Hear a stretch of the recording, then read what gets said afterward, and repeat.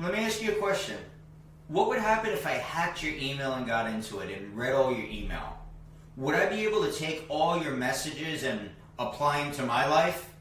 Would they be of use to me? Probably not.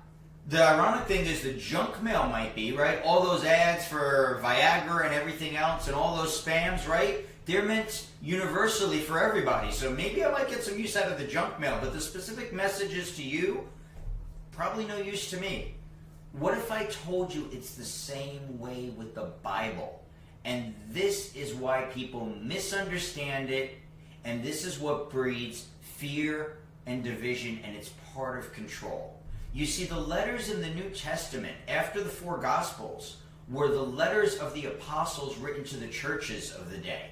They were specific to those churches. Sometimes the letter did not apply from one church to another, and the apostle, like Paul, was addressing a specific set of circumstances to that specific church, let alone they did not universally apply to everybody and anybody today. This is where we have a lot of misinterpretations.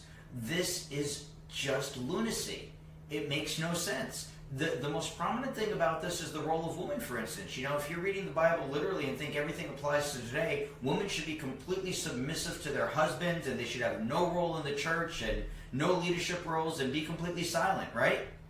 And that sounds pretty ignorant. But if you read the Bible correctly, you understand that the apostles were not saying that as a universal rule to everybody.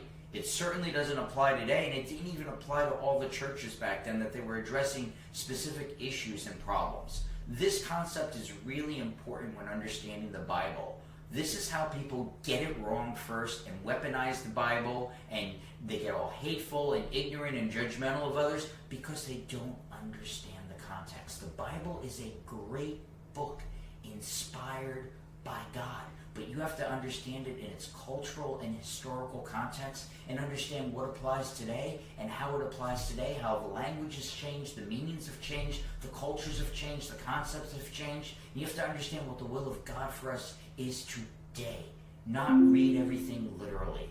So I hope you'll watch my YouTube video on this. The link is right there. Please go to my YouTube channel and watch the video, and you can see why women are actually equal with men and they should take leadership roles in the church.